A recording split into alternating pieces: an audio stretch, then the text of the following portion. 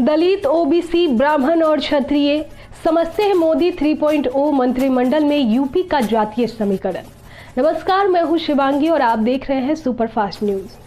देखिए, देश में नई सरकार मोदी 3.0 का गठन हो गया है और रविवार की शाम को नई कैबिनेट के मंत्रियों ने पद और गोपनीयता की शपथ ली।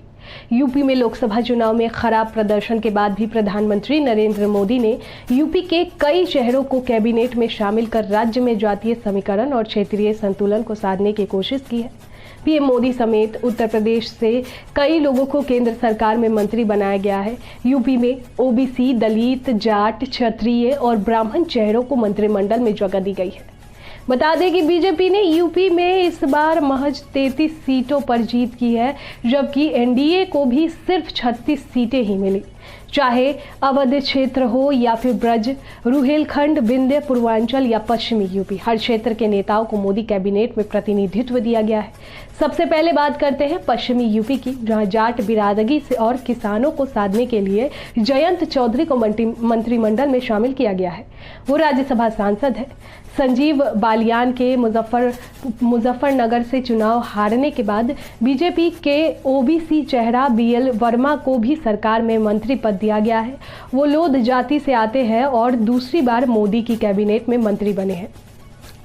वहीं यूपी में क्षत्रिय समुदाय के वोटों पर पकड़ जताए रखने के लिए मोदी सरकार ने अवध क्षेत्र से पार्टी के कदावर नेता राजनाथ सिंह और कृतिवर्धन सिंह को मंत्रिमंडल में शामिल किया है। राजनाथ सिंह लगातार तीसरी बार मोदी की नेतृत्व वाली सरकार में मंत्री बने हैं, जबकि कृतिवर्धन सिंह को भी इस बार मौका दिया गया है। खास बात यह है कि यूपी के सीएम योगी आदित्यनाथ के गृह क्षेत्र गोरखपुर के आसपास ज्यादा सीटों पर जीत दर्ज करने के बाद इस क्षेत्र से आने वाले नेताओं को भी मोदी कैबिनेट में जगह दी गई है।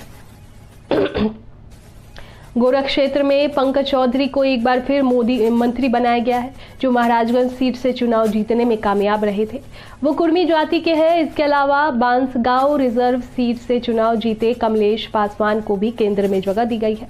बात करें ब्रज की, तो ब्रज क्षेत्र के आगरा रिजर्व सीट से चुनाव जीते एसपी सिंह बघेल को भी मंत्री बनाया गया है।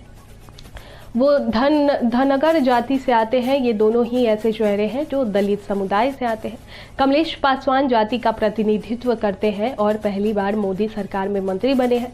वहीं विंध्य क्षेत्र से अनुप्रिया पटेल को फिर से मोदी कैबिनेट में जगह मिली है। वो कुर्मी समुदाय से आती है और अपना दल की प्रमुख है।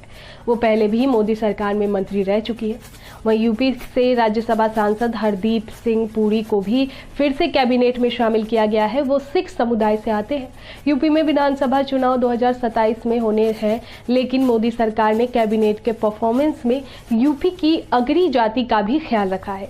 पीलीभीत से चुनाव लड़कर संसद पहुंचे जितिन प्रसाद को मोदी 3.0 में मंत्री पद दिया गया है, जो रुहेलखंड क्षेत्र का प्रतिनिधित्व करते हैं। इस बार ब्राह्मण कोटे से भी महेंद्रनाथ पांडे और अजय मिश्रा टेनी के चुनाव हारने के बाद ब्राह्मण वोटों को साधने के लिए जितिन प्रसाद को मौका दिया गया है।